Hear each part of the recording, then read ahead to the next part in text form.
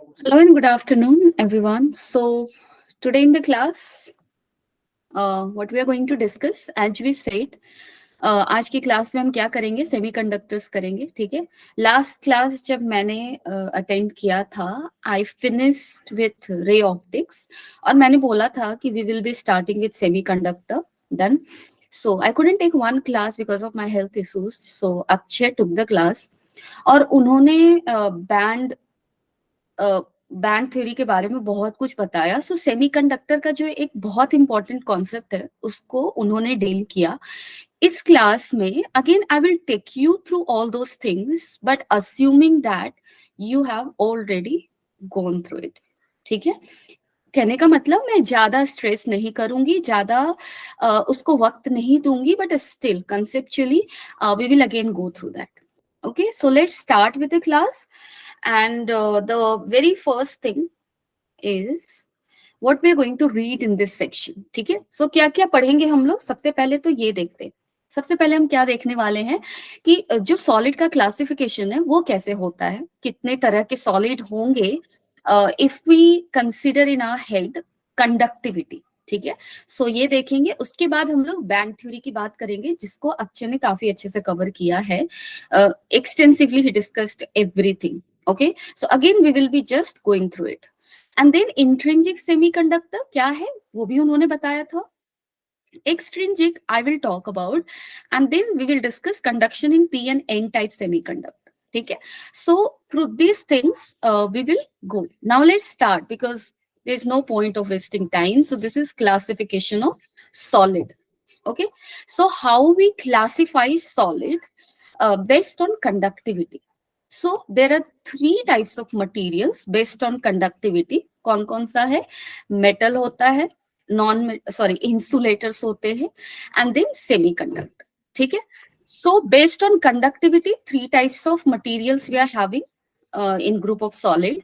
और मेटल किसको कहते हैं? मेटल उसको कहते हैं जो इलेक्ट्रिसिटी काफी अच्छे से कंडक्ट करता है. डन. इसका रेजिस्टिविटी जो हमने इलेक्ट्रिसिटी टॉपिक में पढ़ा है, resistivity is basically the measure of how much disturbance or how much resistance will it bring in the way of current flow. So resistivity obviously अगर मेटल अच्छा कंडक्टर है तो रेजिस्टिविटी क्या होगा? लो होगा. Conductivity just the opposite of resistivity, ये क्या होगा? हाई होगा. ठीक है. उसके बाद क्या है? रेजिस्टिविटी किस रेंज में होता है? इस रेंज में. Why this things are given here actually, मैंने डिजिट्स क्यों दिए हैं, वैल्यूज क्यों दिए, क्योंकि this is given in your NCERT. Done. So this information, क्योंकि देखो ये जो सेमीकंडक्टर टॉपिक है ना, it's all about memories. Okay, so here we should be very much good with remembering things also. That is why I will just put everything in your slide. Okay, so that you can just treat it as a good notes and you can go through it and feel like कि आपका topic complete हो गया है. ठीक है. अब देखो conductivity क्या है. कंडक्टिविटी किस रेंज में है? 10 to the power 2 से 10 to the power 6, just opposite 10 to the power 8, just opposite of this as I said. Done. Example copper and silver. चलो अब आगे चलते हैं. इंसुलेटर. इंसुलेटर क्या होता है? जो इलेक्ट्रिसिटी कंडक्ट नहीं करता, यानी कि उसका रेजिस्टिविटी हाई होगा और कंडक्टिविटी लो होगा. ठीक है. किस रेंज में होता है? देखो इस रेंज में होता है पॉजिटिव पावर से.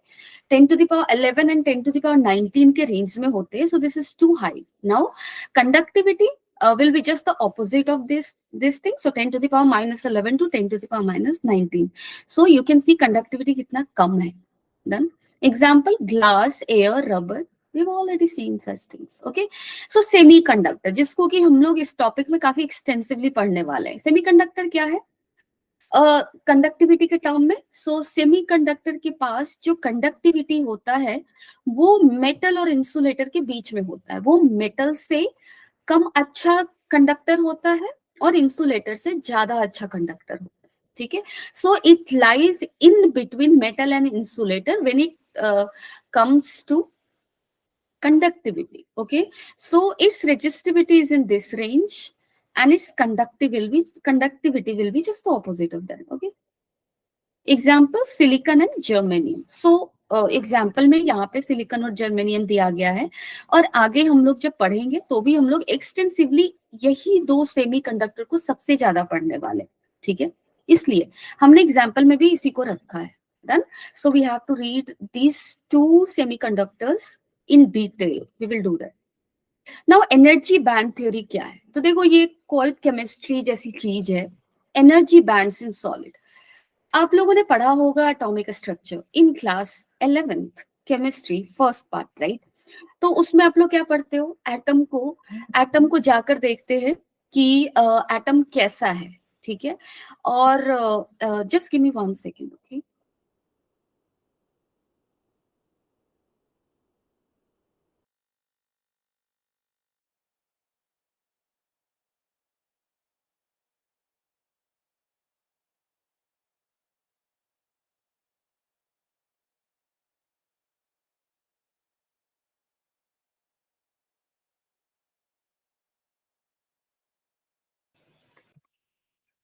Okay. So energy bands in solid. I was discussing about atomic structure, right? हमने पढ़ा है एटम्स का स्ट्रक्चर कैसा होता है. तो हमने 11th क्लास में भी पढ़ा है एटम में क्या होता है. एक न्यूक्लियस होता है, ठीक है? न्यूक्लियस के अंदर प्रोटॉन होते हैं, न्यूट्रॉन होते हैं, और उस न्यूक्लियस के अराउंड डिफरेंट डिफरेंट ऑर्बिट्स होते हैं, और उस ऑर्बिट में क्या होता है? इलेक्ट्रॉन्स होते हैं, है ना? यही पढ़ा है हमने. सो पहला ऑर्बिट का नाम के लिखते थे हम लोग, है ना? दूसरे ऑर्बिट का नाम एल लिखते हैं, एंड सो ऑन, KLMN, ठीक है? बट ये सारी चीजें हमने क्लास 9th में भी पढ़ा है. क्लास 11th में हमने और एडवांस लेवल में पढ़ा. हमने ये पढ़ा कि हमने सॉरी मैंने इसको न्यूक्लियस दिया, तो ये के होगा, ये एल होगा, और ये अगला जो बनेगा. अच्छा मैंने सही तो रखा था यार. चलो ठीक है, कोई नहीं, कभी कभी कंफ्यूजन हो जाता है खुद की चीजें देखकर. Okay, I was right actually. चलो ठीक है. सो ये है न्यूक्लियस, ये है पहला सेल, ये हो गया दूसरा सेल. सो पहले सेल का मतलब नेमिंग कैसे रखते थे? के, ये क्या होता था? एल, है ना? और 11th क्लास में हमने इसको और एक्सटेंसिवली पढ़ा. इसको फर्स्ट सेल बोलते हैं, तो n=1. ये सेकेंड सेल है, n=2. सो डिजिट के टर्म में 1 2, लेटर्स के टर्म में KL. डन. फर्दर हमने ये पढ़ा था 11th क्लास में कि जो फर्स्ट सेल होता है उसके सब सेल भी होते हैं. जैसे आपने पढ़ा होगा S, P, D, F, these are subshells, right? So if n=1 है तो इसके पास सिर्फ S होगा. अगर n=2 है तो S और P दोनों होगा, है ना? तो ये सारी चीजें हमने पढ़ रखी है. अब देखो energy band in solid. Suppose करो मैं सोडियम का एग्जांपल लेती हूँ. सो सोडियम का आप जब इलेक्ट्रॉनिक कॉन्फ़िगरेशन लिखोगे, जो कि हमने केमिस्ट्री में काफी ज्यादा कर रखा है स्टार्टिंग फ्रॉम क्लास 9th, ठीक है? सो सिंगल आइसोलेटेड एटम की जब हम बात करें, यानी कि जो एटम का डायग्राम मैंने बनाया है उसकी बात करें, then electron in each orbit have definite energy associated with it, right? Her electron जो भी सेल में इलेक्ट्रॉन है, जैसे यहाँ पे इलेक्ट्रॉन है, यहाँ पे इलेक्ट्रॉन है, इन सारे सेल्स में जो इलेक्ट्रॉन है इसकी एनर्जी कुछ और होगी, इसकी एनर्जी कुछ और होगी. हर सेल में अलग अलग एनर्जी है, right? So that is said here. अब देखो इसका अगर इलेक्ट्रॉनिक कॉन्फ़िगरेशन लिखोगे सोडियम का एटॉमिक नंबर क्या होता है? 11. सो 11 इलेक्ट्रॉन को डिफरेंट डिफरेंट घर में रखना है. तो n=1 में कितने इलेक्ट्रॉन जाते हैं? 2, है ना? n=2 में कितने इलेक्ट्रॉन जाते हैं? मैक्सिमम 8. और n=3 में मैक्सिमम कितने इलेक्ट्रॉन जाते हैं? अगर तुम लोग को याद हो तो 18 जाते हैं, है ना? तो यहाँ पे देखो 1 में सोडियम के पास 11 इलेक्ट्रॉन है. 1 में कितना रखोगे? 2 में कितना रखोगे? मैक्सिमम 8. बचा कितने इलेक्ट्रॉन? 1. वो किस सेल में जाएगा? 3 में. अब यहाँ पे जो इलेक्ट्रॉनिक कॉन्फ़िगरेशन लिखा है वो सिर्फ 1 2 3 के टर्म में नहीं लिखा, सब सेल्स के टर्म में लिखा है. तो 1s1, 1s2, 2s2, 2p6, 3s1, है ना? ये केमिस्ट्री की चीजें हैं. इसका इलेक्ट्रॉनिक कॉन्फ़िगरेशन ऐसा होगा. अगर इसका मैं एनर्जी डायग्राम बनाऊं तो मैं ऐसे बनाऊंगी. जो 1s है, 1s कहने का मतलब पहला सेल जो है वो तुम्हारा न्यूक्लियस से सबसे पास है ना? दूसरा सेल न्यूक्लियस से उससे ज्यादा दूर है. तीसरा सेल उससे भी ज्यादा दूर होगा. इसका क्या इफेक्ट होगा एनर्जी पे? जैसे अगर तुम लोग ध्यान से देखो, क्योंकि हम लोग फिजिक्स की बात कर रहे हैं, we will talk more about energy. यहाँ पे आप देखो न्यूक्लियस के पास नेगेटिव चार्ज होता है, इलेक्ट्रॉन के पास पॉजिटिव चार्ज होता है, ठीक है? तो just think about it in from the look at it from the eye of electrostat. So यहाँ पे एक नेगेटिव चार्ज है, यहाँ पे एक पॉजिटिव चार्ज है, इन दोनों के बीच का सेपरेशन आप R ले लो, तो इन दोनों की एनर्जी कितनी होगी, Q1 Q2 bye R, and here Q1 Q2 एक पॉजिटिव है एक नेगेटिव है, energy is going to be negative. Then अगर आप ये वैल्यू रखोगे, न्यूक्लियस पे चार्ज सपोज कर लो Q1 है, एक इलेक्ट्रॉन पे चार्ज सपोज कर लो Q2 है, so energy will be this. अब आप यहां से अगर ध्यान से देखो तो energy is inversely proportional to R। R is what here, distance between nucleus and electron. So inversely proportional to magnitude, energy is inversely proportional to R, है ना, मैग्नीट्यूड वाइज अगर देखें तो more the distance less will be energy magnitude. लेकिन अगर sign के साथ बात करें, माइनस साइन है, तो अगर ये R बड़ा होगा तो एनर्जी क्या होगी, उतनी ही बड़ी होगी, क्योंकि नेगेटिव साइन है, ठीक है। जैसे -2 बड़ा है या -5, -2 बड़ा है ना, उसी सेंस में मैं बोल रही हूँ कि मैग्नीट्यूड तो डिस्टेंस बढ़ने के साथ क्या होगा, घटेगा, लेकिन सिंस साइन नेगेटिव है, ओवरऑल हम एनर्जी को क्या बोलेंगे कि जैसे जैसे डिस्टेंस बढ़ेगा एनर्जी भी क्या होगी, बढ़ेगी, ठीक है। सो जब इलेक्ट्रॉन और न्यूक्लियस के बीच डिस्टेंस कम है, एनर्जी उसका कम होगा, है ना।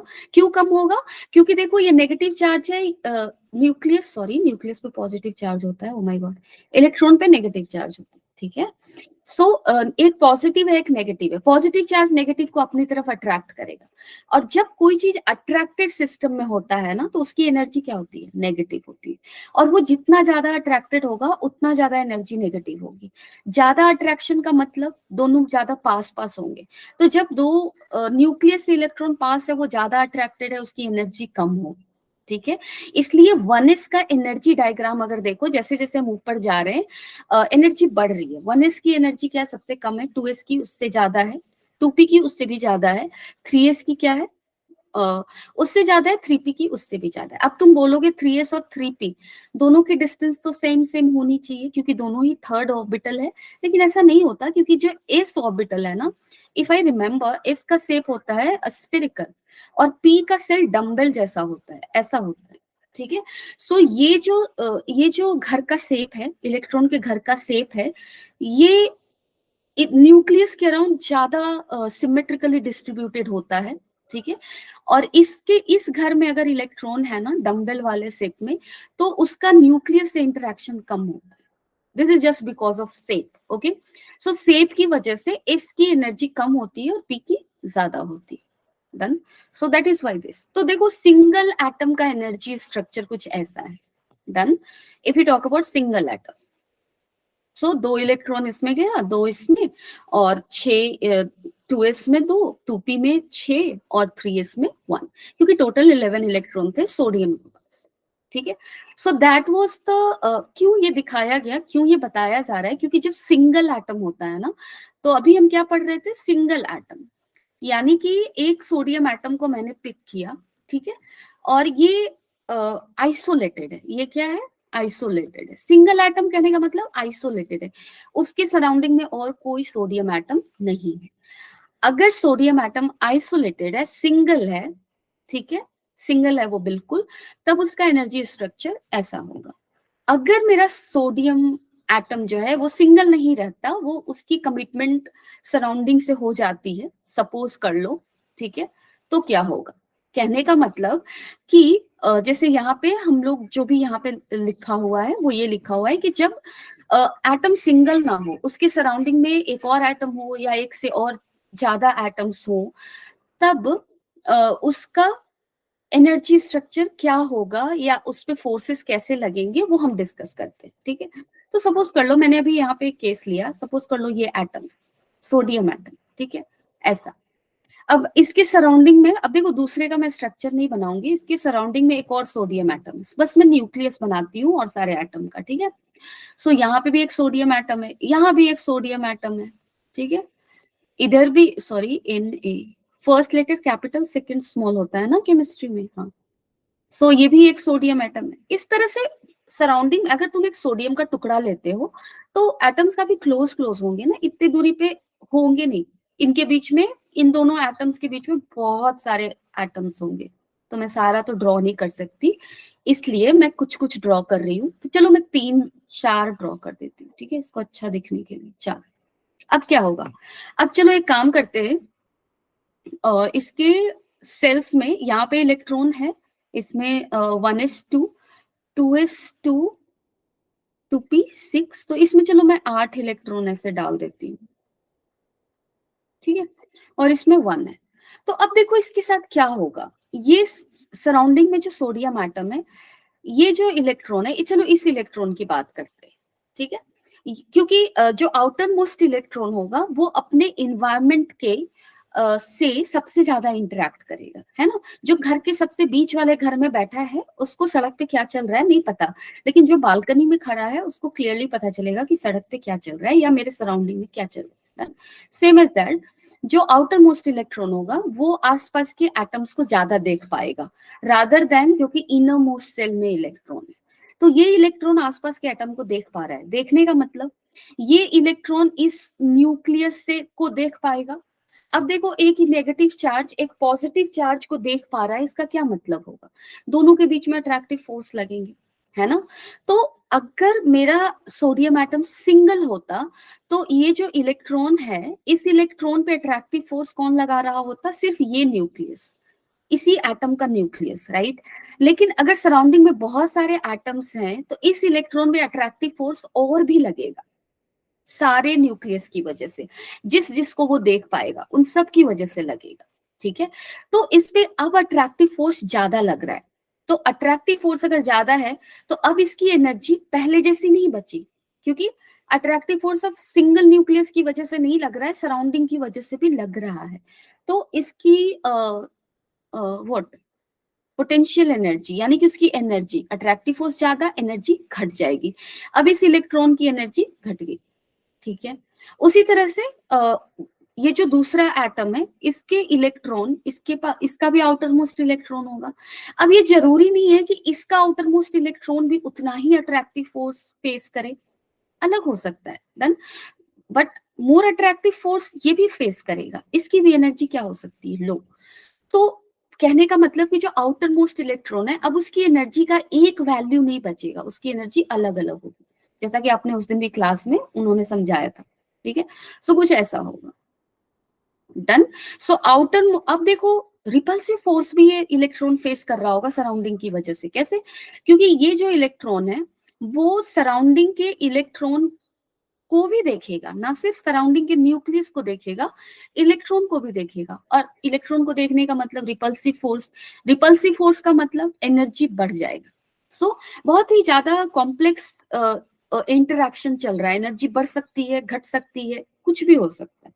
कहने का मतलब सिंपल कंक्लूजन ये है कि एनर्जी का डिस्क्रीट वैल्यू नहीं बचेगा, एनर्जी क्या हो जाएगा, डिफरेंट डिफरेंट वैल्यूज वो एनर्जी का ले सकता है, डन। यानी कि एनर्जी बैंड्स बन जाएंगे। अब चलो यहाँ देखते हैं, due to this energies of the electrons will not be in the same level, same level में नहीं बचेगा पहले जैसा। जैसे पहले हमारा कैसा था एनर्जी स्ट्रक्चर, देखो पहले 3p में 3s में जो एक इलेक्ट्रॉन है उसका एनर्जी ये है, ये जो भी वैल्यू है वो है, डन। लेकिन जैसे ही ये एटम सिंगल नहीं बचेगा, उसके सराउंडिंग में बहुत सारे एटम हो जाएंगे, इसकी एनर्जी इससे ऊपर भी हो सकती है, इससे नीचे भी हो सकती है, यानी कि बढ़ भी सकती है, घट भी सकती है, कुछ भी हो सकता है। और इस रेंज में कितना बढ़ेगा वो भी फिक्स नहीं, कितना घटेगा वो भी फिक्स नहीं, यानी कि एक बैंड एनर्जी का डिफाइन करना होगा, उसके बीच में उसकी एनर्जीज लाई करेंगी, ठीक है। So that we are going to do now. चलो, so the energy level of electrons are changed to a value which is higher or lower than that of what original energy level of the electron। High भी हो सकता है, लो भी हो सकता है, मैंने एक्सप्लेन कर दिया हाई क्यों होगा, लो क्यों होगा, ठीक है। हाई कब होगा, जब रिपल्सिव फोर्स ज्यादा वो फेस करेगा, लो कब होगा, जब अट्रैक्टिव फोर्स ज्यादा फेस करेगा, है ना। Now we will read energy bands in solid. Different energy levels with continuous energy variations forms energy bands, ठीक है। सो सोडियम को ही हम लोगों ने एग्जाम्पल रखा है। अब देखो यहाँ पे क्या दिखा रहा है कि 1s भी, 1s का भी, अब जैसे पहले डायग्राम कैसा था, 1s का एक एनर्जी लेवल था, 2s का एक था, 2p का एक था, सॉरी ऐसे नहीं बनाना चाहिए मुझे, क्योंकि 2s और 2p थोड़े पास पास होंगे, है ना, इसलिए गलत, टेक्निकल मतलब गलत जा रहा है, नहीं करना चाहिए। तो चलो ये हो गया 2s 2p। अब देखो 3s 3p ऐसा था ना। सो 2s का 2s का क्या होगा आप बता, एक second, just give me 1 minute.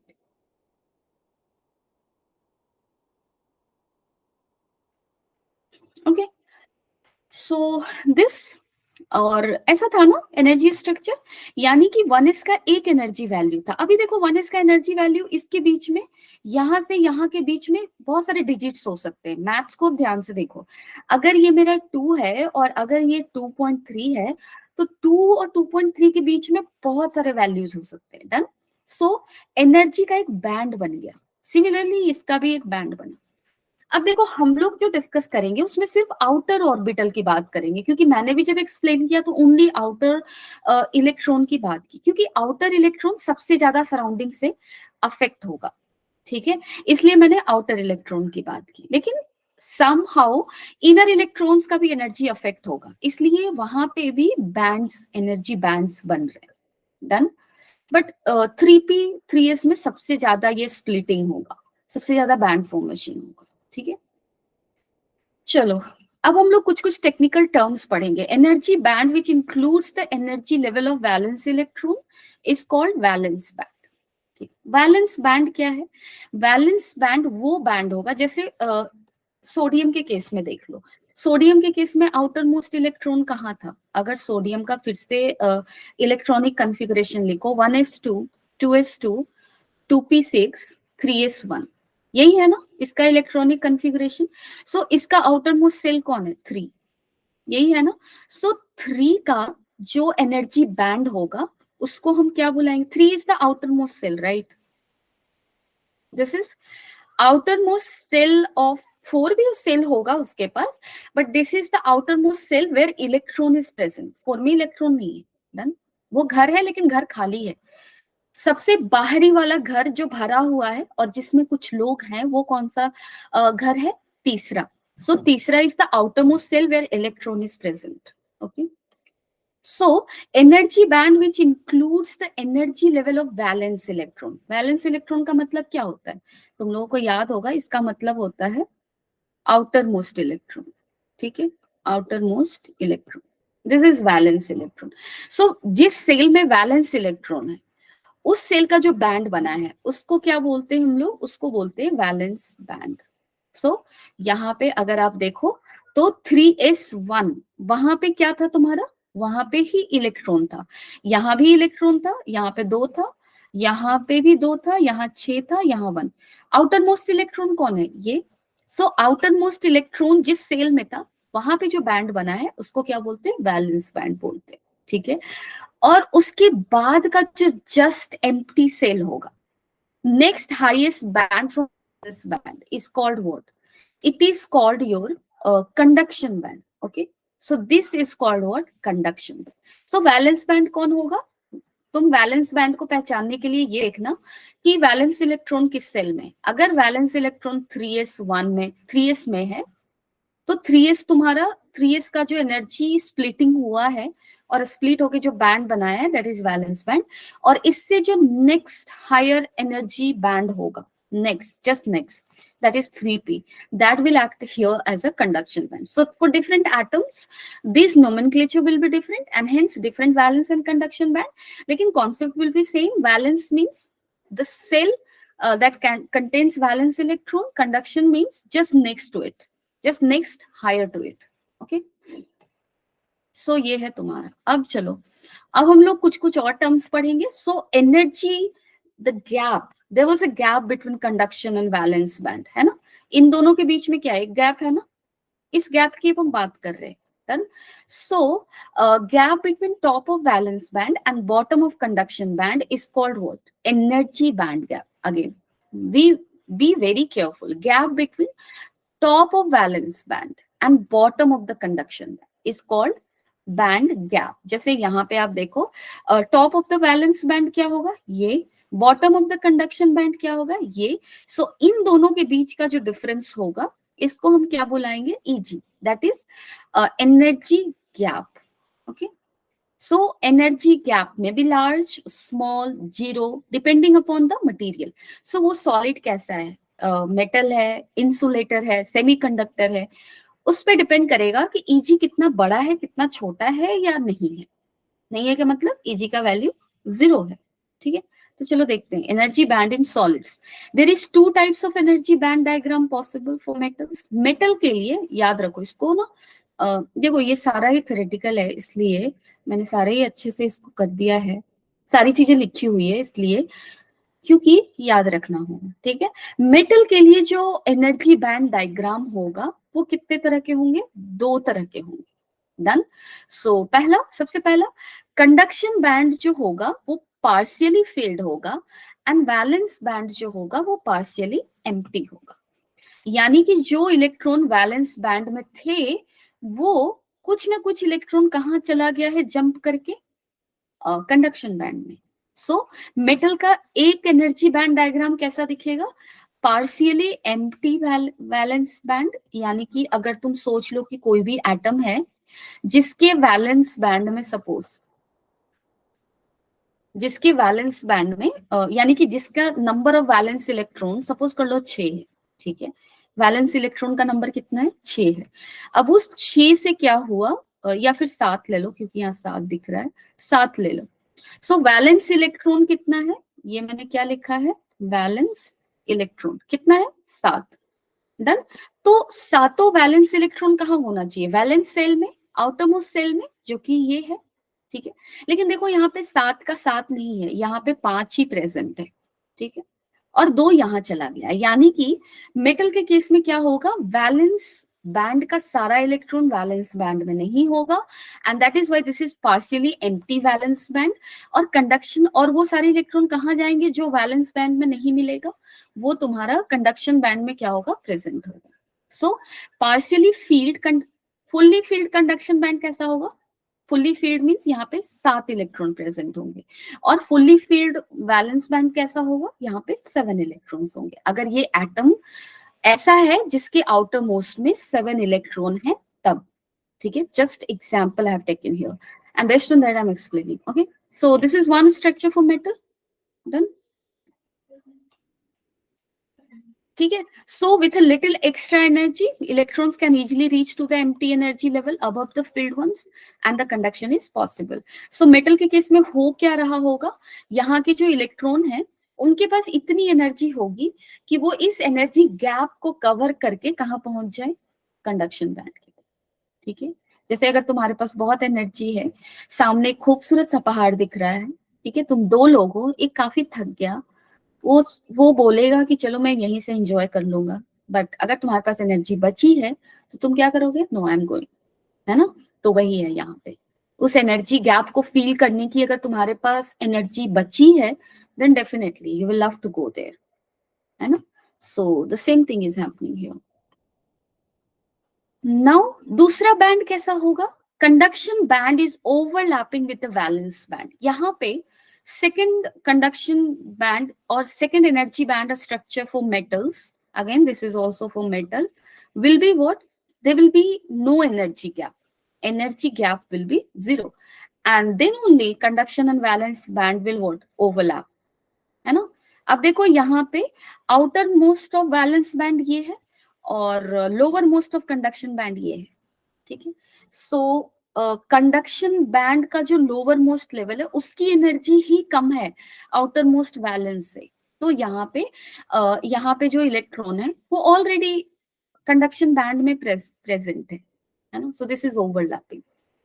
सो अगर तुम लोग इसका टेक्निकल मतलब समझना चाहते हो ना कि इलेक्ट्रॉन का वैलेंस बैंड में होने का क्या मतलब है, कंडक्शन बैंड का टेक्निकल मीनिंग क्या है, सो इसका मतलब ये है कि कंडक्शन बैंड में जो इलेक्ट्रॉन होते हैं ना उसको हम बोलते हैं फ्री इलेक्ट्रॉन, और वही इलेक्ट्रॉन होते हैं जो हमें कंडक्टिविटी में हेल्प करते हैं. जैसे तुम लोगों को मैंने जब पढ़ाया था इलेक्ट्रिसिटी तो मैंने बताया था कि ये कंडक्टर है, इसके अंदर फ्री इलेक्ट्रॉन्स है. मैं अक्सर बोलती थी ना इसके अंदर फ्री इलेक्ट्रॉन्स हैं जो कि रैंडम डायरेक्शंस में है. जैसे ही इलेक्ट्रिक फील्ड अप्लाई करोगे ये सारे के सारे इलेक्ट्रॉन एक डायरेक्शन में अलाइन हो जाएंगे, है ना, और तब फ्लो होगा. तो ये फ्री इलेक्ट्रॉन्स का क्या मतलब है? Electrons present in the conduction band, they are free to move. Okay, so this is this. चलो, conduction band. Lowest level in the conduction band needs less energy than the highest level in the valence band. And that is the meaning of overlapping, right? Electron in valence band overflow into conduction band and are free to move about in the crystal for conduction because energy gap is zero. So even if they don't have any energy, they are there in the conduction band already. है ना? और ऐसे material को अगर थोड़ा सा भी electric field मिलेगा, this electron will start moving. Electric field का मतलब अगेन एनर्जी मिलेगा उनको, क्योंकि वो फील्ड में एनर्जी होती है ना, हमने पढ़ा भी है. इलेक्ट्रिक फील्ड में एनर्जी पर यूनिट वॉल्यूम क्या होता है? Half epsilon naught E square, पढ़ा है ना. चलो, so now energy band in insulator, इसका स्ट्रक्चर कैसा होगा that we will see now. So in case of insulator a large band gap exist. ठीक है, सो यहाँ पे बैंड गैप इतना ज्यादा होता है ना, greater than 3 electron volt. Done, इतना ज्यादा होता है, ये वैल्यू इतना है कि सपोज कर लो इंसुलेटर है ये रूम टेम्परेचर पे. ठीक है, और रूम टेम्परेचर पे हमारा ये जो एटम है इंसुलेटर का, एक एटम को पिक करो, इसकी एनर्जी कितनी होगी? अगर तुम लोगों ने ये पढ़ा होगा थर्मोडायनेमिक्स, तो 3/2 kT होती है ना. And if T is 25 degree, अगर T तुम्हारा क्या है 25 डिग्री है, तो T का वैल्यू यहाँ पे केल्विन में रखोगे. सो 273 से इसको क्या करोगे, ऐड करोगे 298 something, you will get value of energy. So that amount of energy it will have at room temperature. और यहां से जो एनर्जी मिलेगा, this energy 3/2 kT at room temperature is less than 3 electron. T is room temperature. This is less than 3 electron volt. और अगर ये less than है तो रूम टेम्परेचर पे ये जो इंसुलेटर है वो कंडक्ट ही नहीं करेगा, है ना. तो इसलिए ये क्या होगा, इंसुलेटर है, क्योंकि इसका बैंड गैप इतना है कि नॉर्मल रूम टेम्परेचर पे वो इस गैप को क्रॉस नहीं कर पा रहा. जबकि मेटल के केस में हमने पहला स्ट्रक्चर जो पढ़ा था, कंडक्शन बैंड में ऑलरेडी इलेक्ट्रॉन्स थे, क्योंकि उनका बैंड गैप कम था. रूम टेम्परेचर पे वैलेंस बैंड का कुछ इलेक्ट्रॉन कहाँ पहुंच गया था, कंडक्शन पे. लेकिन यहाँ पे सिंस बैंड गैप ज्यादा है, उनके पास इतनी एनर्जी नहीं है कि वो यहाँ तक जंप कर सके. ठीक है, इस घर तक पहुंच सके, इतनी एनर्जी है नहीं. That is why it is insulator, because there is no free electron. Free electron means electrons in the conduction band. Okay, so this is this. Okay, so yeah, we can achieve conduction here also by heating. अगर इस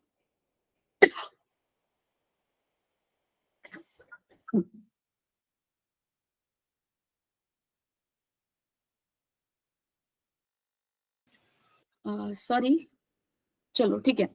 सो अगर यहाँ पे मुझे conduction को possible करना है तो इसको ज्यादा एनर्जी देनी पड़ेगी, यानी कि हीट करेंगे, टेम्परेचर बढ़ेगा, ये एनर्जी बढ़ेगी, बढ़ते बढ़ते वो 3 इलेक्ट्रॉन वोल्ट से ज्यादा हो गया तो वो क्रॉस कर सकता है. ठीक है, so that is this. Now we will learn about energy bands in semiconductor. Semiconductor में क्या होता है? ठीक है, so in case of semiconductor small band gap exist and that is less than 3 electron volt.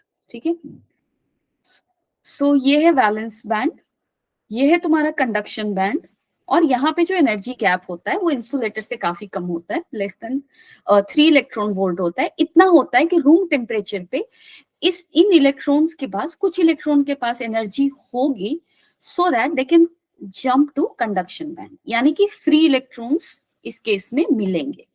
Done. सो यहाँ पे देखो, this value is for silicon it is 1.1 and for germanium तुम्हारे NCERT में दिया हुआ है 0.72. ठीक है, so write it or remember it as 0.72 rather than 0.74. ठीक है, क्लोज बाय ये भी सही है, बट एग्जैक्ट वैल्यू तुम्हारे NCERT में ये दिया हुआ है, सो यही याद रखना है. ठीक है, सो यहाँ पे अगेन सिलिकॉन क्या है, सेमीकंडक्टर है, इसके लिए बैंड गैप कितना होता है 1.1 इलेक्ट्रॉन वोल्ट, जो कि रूम टेम्परेचर पे होता है एटम्स के पास. ठीक है, जर्मेनियम 0.72, इतनी एनर्जी रूम टेम्परेचर पे होती है, so they will easily jump to conduction band and there will be conduction, यानी कि conductivity it will have. Okay, so this is this. But in this case, since there is a band gap, अगर मैं एक semiconductor को room temperature से उठाकर कहाँ रख दूं, एब्सोल्यूट जीरो टेम्परेचर पे। एब्सोल्यूट जीरो टेम्परेचर क्या होता है, ये होता है तुम्हारा 0 केल्विन। अगर मैं 0 केल्विन पे ले जाऊं तो एनर्जी कितनी हो जाएगी, 3/2 k। टी का वैल्यू क्या है केल्विन में, 0। सो energy will B 0। And if energy of electron become 0, what will happen here, क्या होगा यहाँ पे होगा ये कि इनके पास कुछ भी एनर्जी नहीं बचेगी, ठीक है। लेकिन यहाँ पे बैंड गैप कुछ तो है ना, 1.1 इलेक्ट्रॉन वोल्ट का तो एनर्जी गैप है ना, 0.72 इलेक्ट्रॉन वोल्ट का एनर्जी गैप है ना, एनर्जी गैप 0 तो नहीं है। सो एब्सोल्यूट 0 पे तुम्हारा जो सेमीकंडक्टर है वो भी किसकी तरह बिहेव करेगा, इंसुलेटर की तरह, क्योंकि एब्सोल्यूट 0 पे उसके पास एनर्जी कितनी हो जाएगी, 0 हो जाएगी, ठीक है। So no electron has energy to jump from valence band to conduction band, and hence crystal is an insulator when at 0 temperature, 0 kelvin, at absolute 0 temperature, 0 degree centigrade पे नहीं। 0 डिग्री सेंटीग्रेड का मतलब टी का value 273 kelvin, वहां पे भी energy होगी, ठीक है। So not at that temperature, उस टेम्परेचर पे भी सेमीकंडक्टर कंडक्ट करेगा, ठीक है। But at absolute 0 temperature what will happen, there will be no conduction because there is no energy. So, but at room temperature, some valence electron gain energy more than energy gap and they move to conduction band. So, ठीक है। अब तक मैंने क्या पढ़ा, अब तक हमने क्या पढ़ा, हमने डिफरेंट डिफरेंट मटेरियल्स को डिफरेंट डिफरेंट कैटेगरीज में पुट किया है ना। अगर मेरा मटेरियल मेटल है, लाइक एनर्जी बैंड के टर्म में हमने उसको क्लासिफाई किया। सबसे पहला तुम्हारा क्या है, कंडक्टर है, दूसरा क्या है, सॉरी सबसे पहला मेटल है, दूसरा सेमीकंडक्टर, तीसरा इंसुलेटर।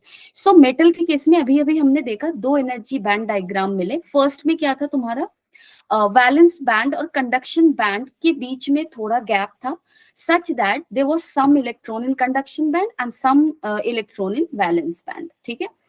और दूसरा स्ट्रक्चर क्या था, वैलेंस बैंड और कंडक्शन बैंड दोनों ओवरलैप कर रहे थे, डन। और इंसुलेटर में क्या था, बैंड गैप काफी ज्यादा था, greater than 3 electron volt. And just now we have seen in semiconductor it is like what, semiconductor में band gap less than 3 electron volt है। So this were the band structures, okay. अब हम लोग आगे बढ़ते हैं और कुछ नए नए टर्म्स को देखते हैं। So this is your hole, ठीक है। ये क्या है तुम्हारा होल, होल क्या होता है अब ये देखते हैं हम लोग। सो जब इलेक्ट्रॉन वैलेंस बैंड को लीव करता है ना, वहां से उस वैलेंस बैंड में जो उसका घर था, उस घर को छोड़कर जब वो दूसरे घर में जाता है तो क्या होता है, तो जो घर खाली रह जाता है ना, उसी घर को हम क्या बोलते हैं, होल बोलते हैं, ठीक है। जैसे यहाँ पे देखो अभी कुछ होगा, band gap less than 3 electron volt है, रूम टेम्परेचर पे एक इलेक्ट्रॉन यहां से उठकर यहाँ गया, ये इलेक्ट्रॉन भी यहां से उठकर यहाँ गया, तो क्या हुआ, ये इस घर को छोड़कर इस घर में पहुंच गया, ये भी इस घर को छोड़कर इस घर में पहुंच गया, ठीक है। सो ये घर हो गया खाली, और जो खाली घर होता है उसको क्या बोलते हैं, यहाँ पे होल बोलते हैं, ठीक है। So this is your hole. These unfilled regions are termed as holes in the valence band. They are mathematically taken as positive carriers. इस जैसे इलेक्ट्रॉन का चार्ज क्या बोलते हो, नेगेटिव, और अगर कहीं से नेगेटिविटी चली गई तो वहां पे क्या बचेगा, पॉजिटिव, क्योंकि इलेक्ट्रॉन ट्रांसफर के टर्म में क्या पढ़ते हो, अगर एटम से एक इलेक्ट्रॉन जाता है तो वो एटम पॉजिटिव हो जाता है। सिमिलरली यहाँ पे इस घर से अगर इलेक्ट्रॉन गया है तो इस घर को क्या बोलेंगे, पॉजिटिव चार्ज कैरियर। नाउ पहले क्या था, नेगेटिव था, अब क्या हो गया, पॉजिटिव हो गया, ठीक है। So this are positive charge carrier. Movement of holes is considered as a positive charge moving from one position to another. अब देखो होल का भी मोशन हो सकता है, जैसे ये इलेक्ट्रॉन को सपोज कर लो यहाँ मन नहीं लग रहा, वो यहाँ से जंप करके यहाँ आ गया, सेम इसी घर एंड सेम एनर्जी लेवल पे इस घर को छोड़ के इस घर पे आया, तो क्या होगा, ये घर तो भर जाएगा लेकिन ये घर हो गया खाली। तो होल मूव कर रहा है, होल पहले यहां था अब यहां पहुंच जाए, तो होल इधर मूव किया, है ना। सो मूवमेंट ऑफ होल भी हम आगे देखेंगे, आगे इसको और एक डिटेल में पढ़ेंगे। So movement of hole is considered as positive charge moving from one position to another. जैसे इलेक्ट्रॉन जब एक जगह से दूसरी जगह घूमता है, चलता है, तो हम बोलते हैं नेगेटिव चार्ज घूम रहा है। और जब प्रोटॉन चलेगा तो क्या, सॉरी, जब होल चलेगा तो क्या बोलेंगे, नेगेटिव चार्ज चल रहा है। अब देखो ये चीज तुम लोग हमेशा दिमाग में रखना कि होल का फिजिकल मोशन नहीं होता, घर चलता नहीं है ना। मेरा अगर यहाँ घर है और सपोज करो मैं दूसरे लोकेशन पे चली गई, तो मैं चली गई हूँ, ये घर खाली हो गया, वो घर भर गया, है ना।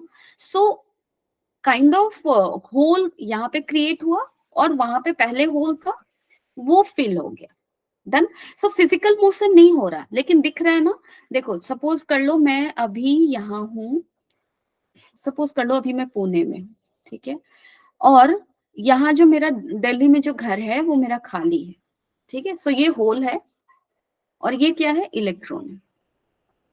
मेरा मन किया चलो अब दिल्ली चलते हैं, सो मैं यहाँ से उठी और यहाँ चली गई। जब मैं यहाँ से यहाँ उठकर जाऊंगी तो क्या हो जाएगा, यहाँ पे इलेक्ट्रॉन आ गया और यहाँ पे होल बन गया, है ना। तो देखो होल का मोशन हुआ है, होल का मोशन इधर से इधर हुआ, पहले होल यहाँ था अब यहाँ है, तो फिजिकली नहीं हुआ, मेरे चलने से हुआ, इलेक्ट्रॉन के चलने से होल का मोशन हो रहा है। तो हमेशा keep it in your head कि फिजिकली होल नहीं मूव करता, just because electron is moving it appears that hole is also moving, ठीक है, डन है, चलो ठीक है, now that is okay. Any doubt anyone, किसी को कोई डाउट है? If you have any let me no.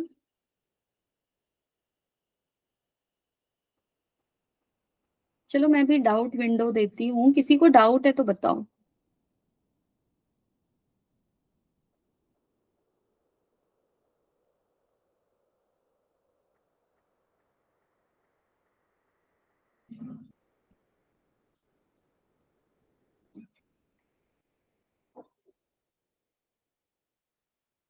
Anyone having any doubt?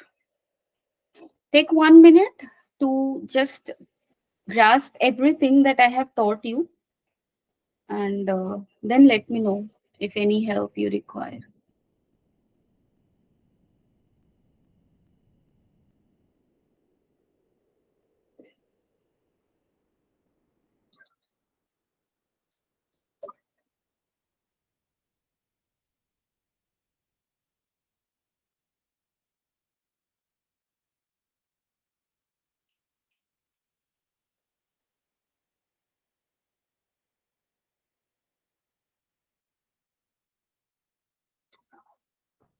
Okay, so no doubts are here.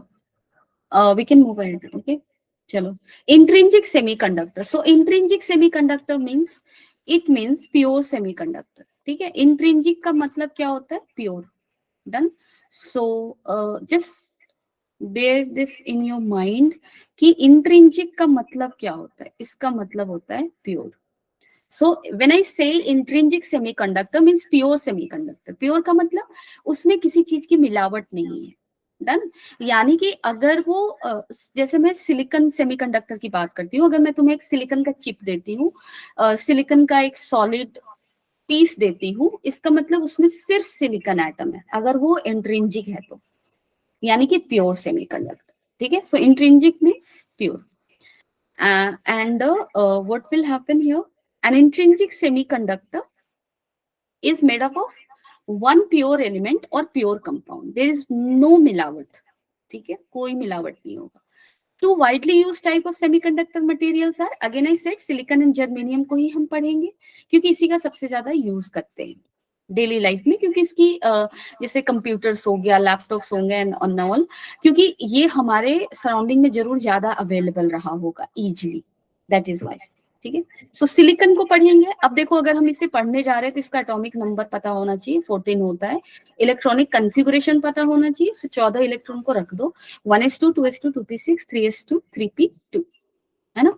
So this is 14 and another one that we are interested in is germanium, ठीक है, इसका atomic number 32 है, again इसको भी याद रखना, और इसका इलेक्ट्रॉनिक कन्फिगुरेशन ऐसा होगा, यानी कि सिलिकॉन का आउटर मोस्ट सेल क्या होगा, 3 होगा, और जर्मेनियम का आउटर मोस्ट सेल क्या होने वाला है, 4, ठीक है, इसका आउटर मोस्ट सेल क्या होगा, 4 होगा, ओवर है।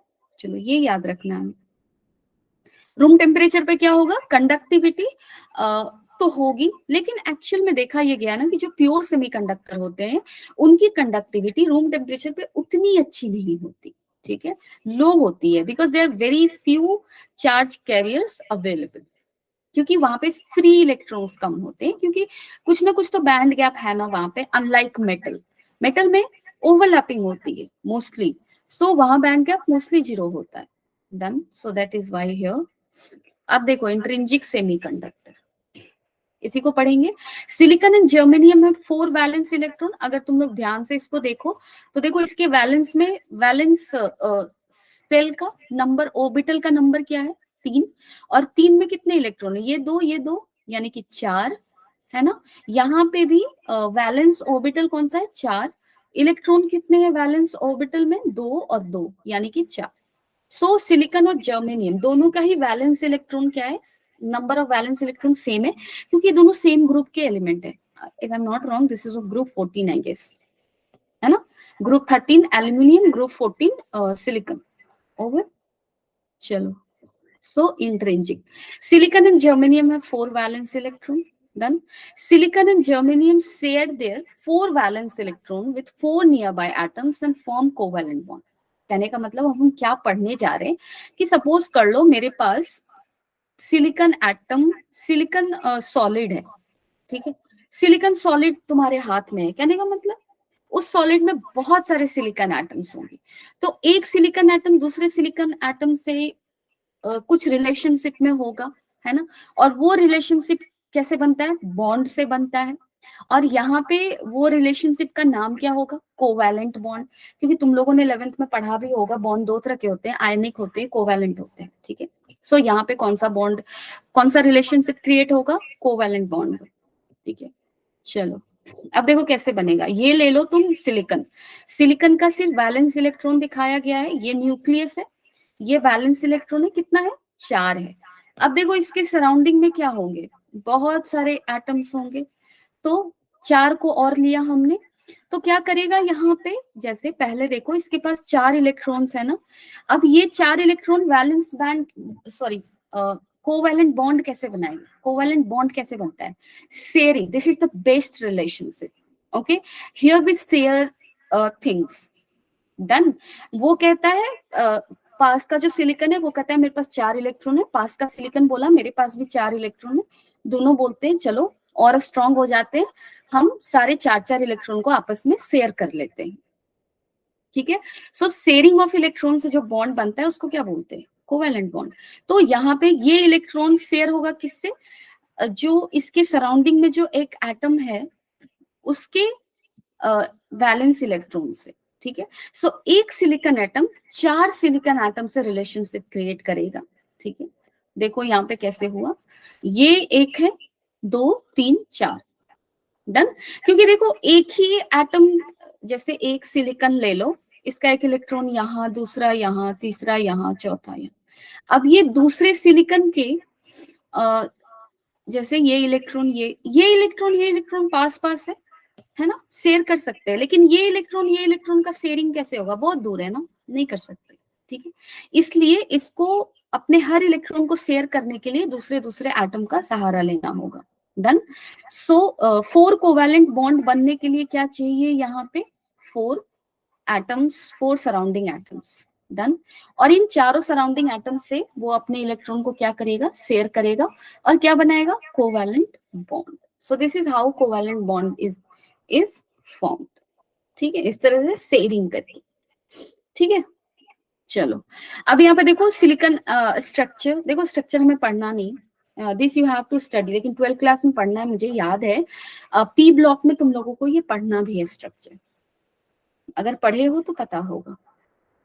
Now crystal material is formed by covalent bonding of each atom with its 4 nearest neighbors. तो यहाँ पे सिलिकॉन एटम्स जो होंगे, बहुत सारे सिलिकॉन एटम है, हर सिलिकॉन एटम का 4 इलेक्ट्रॉन सराउंडिंग के 4 एटम के इलेक्ट्रॉन से बॉन्ड बनाएगा, similarly it will get translated to other atoms, ठीक है, सब ऐसा ही रिलेशनशिप क्रिएट करेंगे और तब हमें क्रिस्टल मिलेगा। ठीक है। तो हमें यहाँ पे पता क्या करना है, इसमें मेरा समझाने का बस एक मतलब था कि सिलिकॉन के वैलेंस इलेक्ट्रॉन कितने होंगे, 4। वो उसका क्या करेगा क्रिस्टल में, अनदर 4 एटम से वो इलेक्ट्रॉन को क्या करेगा, शेयर करेगा, कोवैलेंट बॉन्ड बनाएगा, दैट्स इट। बस यही पता करना था। अब देखो यहाँ पे क्या होगा, intrinsic semiconductor. Okay, intrinsic semiconductor कैसा दिखेगा, अब प्रीवियस डायग्राम को और इनलार्ज कर रहे हैं। तो यहाँ पे हमने बहुत सारे सिलिकॉन एटम्स लिए, जैसे ये एटम देखो, इसका 4 वैलेंस इलेक्ट्रॉन है ना, ये क्या करेगा, सराउंडिंग के जर्मेनियम एटम्स के वैलेंस इलेक्ट्रॉन के साथ कोवैलेंट बॉन्ड बनाएगा, और इसके इधर भी जर्मेनियम होगा, इधर भी होगा, सारे को नहीं बनाया गया है। तो अगर बीच के कोई एक एटम को फोकस करो, अगर इसको फोकस करो, तो देखो ये 4 वैलेंस इलेक्ट्रॉन है इसके पास, और इन चारों वैलेंस इलेक्ट्रॉन को वो क्या किया है, सराउंडिंग के एटम्स के इलेक्ट्रॉन के साथ शेयर करके कोवैलेंट बॉन्ड 4 बनाया है। ठीक है, अब चलो ये कोवैलेंट बॉन्ड सारे जर्मेनियम एटम्स ने बना ली। अब हम क्या कर रहे हैं, हमने अभी भी पढ़ा सेमीकंडक्टर का एनर्जी बैंड, हमने क्या पढ़ा था, वैलेंस बैंड कंडक्शन बैंड के बीच में जो एनर्जी गैप होता है वो कितना होता है, 0.72 इलेक्ट्रॉन वोल्ट होता है फॉर जर्मेनियम। ठीक है, सो दिस इज दिस। अब देखो अगर यहाँ पे वैलेंस इलेक्ट्रॉन को दिखाओगे तो ऐसे ऐसे प्रेजेंट है, ठीक, 2 2 4 2 6, तुम सोच रहे हो एक एटम का नहीं है ना, ये बहुत सारे एटम्स हैं, एक एटम के पास तो वैलेंस इलेक्ट्रॉन कितने हैं, 4 ही है ना, लेकिन वो एटम सराउंडिंग के साथ कोवैलेंट बॉन्ड बना रहा है, और वैसे वैसे कितने सारे कोवैलेंट बॉन्ड होंगे क्रिस्टल में। ठीक है, तो यहाँ पे जो 2 2 रखा है ना, वो एक कोवैलेंट बॉन्ड को दिखा रहा है। So this is one covalent bond, this is another, this is another, और हर कोवैलेंट बॉन्ड के अंदर जो इलेक्ट्रॉन है उसकी एक एनर्जी लेवल होगी। सो इसका एनर्जी लेवल यहाँ पे रखा गया है, इसका ये है, इसका ये, लाइक दैट।